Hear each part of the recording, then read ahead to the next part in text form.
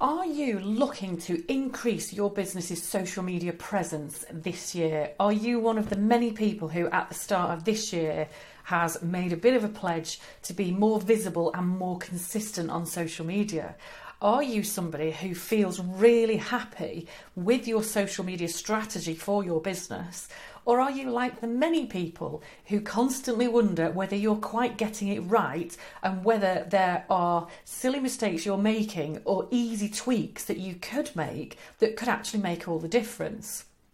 So I know that this is the perfect time of year to be really, for people to be thinking about making a change, stepping up in terms of social media, doing more, getting more visible and really trying to make their mark. But I also know that an awful lot of people hold themselves back because of doubts and questions and concerns about how to do it right and when to get it wrong and all sorts of things like that. So I wanted to share with you this week some classic, what I see as social media faux pas. Basically some of the typical things that I see people do that aren't going to help them. I don't want to say that they're doing it wrong, because to be fair, the only thing you can do wrong on social media is to not actually bother getting going at all. So you're still better off getting out there and doing something than trying to be perfect and never actually getting yourself visible at all. So don't worry, that's my first tip really, is don't worry too much about doing it wrong. There isn't really a wrong. However, there are some ways that perhaps you might not necessarily be helping yourself. So here are some of what I see as the quite common ones, but also with some tips on how you can turn these round, use them to your advantage and actually really start to push forward your social media. So one of the biggest mistakes, and I do think this one is genuinely a mistake, that I see people make is the post and run strategy. So it is, whether that's on your own page, whether that's in Facebook groups, whether that's in LinkedIn or anywhere else, it is essentially that your whole content is just you posting and posting and posting, and never actually getting involved in a conversation with other people, never bothering to engage within groups, to comment on other people's posts, and just not getting involved in that conversation. There is an element of reciprocity that social media can really harness. And essentially what that means is that if you take the time to get to know people and comment and support them on their stuff, they're much more likely to return the favour when they see you post online as well. But there's also the simple fact that, for instance, if you go into a group, a Facebook group, and you constantly drop links to the things that you do, or you drop a sales pitch, or you just post a blog, now that might be done with the best of intentions, but if people never see you involved in that group or that place where you're posting, then you haven't kind of earned the right to just drop that stuff in there. And honestly, people will just sweep straight past it. So the post and run strategy simply does not work. It doesn't engage people, they won't be bothered, they won't be interested, and you will simply waste your time. So spend as much time engaging with other people as you do posting your own stuff. That is tip number one. Now, tip number two is be wary of making absolute definitive statements. So the type of statements where people say, unless you have got an amazing website, your business will not be around in 3 years' time. Because let's face it, any marketing person could tell you that about any marketing strategy. And unless you're going to put a huge amount of science and reasoning behind it, you don't really have the right to make those definitive statements. But that isn't even really the point. The problem is when you make definitive statements is that you're very likely to just get people's backs up. So maybe somebody doesn't have a brilliant website, but it may be that that's not high on the list of their strategies and that they've got other things they think are most important. So for you to say that's the most important thing, it's very judgmental, it's just a sweeping statement, it really undermines their whole strategy or their thought around their strategy. So it's just kind of blunt and it really isn't going to hit the mark. So it opens you up to be disagreed with.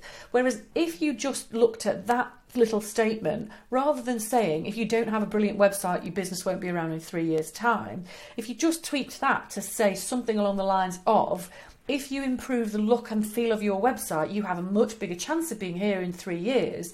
you're just opening the conversation rather than making that definitive statement. It's not quite out there to be disagreed with, and it's not going to get people's backs up. So just be wary of making those absolute definitive statements that kind of position you or try to position you as the expert, but might accidentally position you as somebody that's judgmental and patronising, and we don't want to do that. Now, my tip number 3, it bears a little bit of resemblance to tip number 1, and it's forgetting that this is social media. Yes, it's marketing, and yes, you should not go down the rabbit hole and spend 300 hours a day on here, but it's just as important to start to connect with people, to build genuine relationships, to have a bit of a laugh, to not feel like everything has to be massively serious and totally business focused, but actually genuinely connect with people and be sociable. You'd be surprised how much better your connections and your results can be through building genuine connections and being sociable. Tip number 4 is believing that you need to sell in every post. You know, you see those people who maybe they tell some interesting stories or they share some interesting facts, or you quite like reading their posts, but at the bottom of every single post is a sales pitch. Now, what happens eventually is that people just switch off to that because this is social media. We don't want to feel that we're being constantly sold at. So there's nothing wrong with selling on social media, but it's just about doing that in balance so that it doesn't feel it's just sell, sell, sell. Now, on the flip side of that, ironically, my next tip is about not forgetting that you are here to sell. There are far too many people who never sell, never tell people what they do, never tell people how to get in touch with them or what the first step is or what the specific products and packages and services are. So you should be telling people that. Not in every post, but relatively often within your social media. Do make sure that the people you are connecting with will understand what you do, who you do it for, how much it costs, and how they would go about buying from you if they wanted to. So you do need to put that information out there and actually give people the opportunity to come and buy from you. And my final tip is not to be embarrassed about blowing your own trumpet. The simple fact is we have to tell people how good we are. If we want that message to get out there and if we want people to come and work with us, we've got to tell them how good we are. Now, one of the easiest ways to do this is through sharing testimonials, and that could be a LinkedIn recommendation, it might be a Facebook review, it could just as easily be a Facebook message or a text message or a WhatsApp message from somebody who's had a fantastic result through working with you. It doesn't have to be something official and fabulous. A screenshot of a WhatsApp message is a fantastic piece of social proof that will really get across the message that you are damn good at what you do. So those are a little series of tips and pitfalls, shall we say, about social media to hopefully give you a bit of a kickstart to increase your visibility and your consistency and commitment on social media this year. I'd love to hear from you in the comments below about what really works for you in social media, or what kind of concerns you've got, what holds you back from being more visible. Please give us a like and subscribe on the video, and obviously share this as well with anybody else you think would benefit.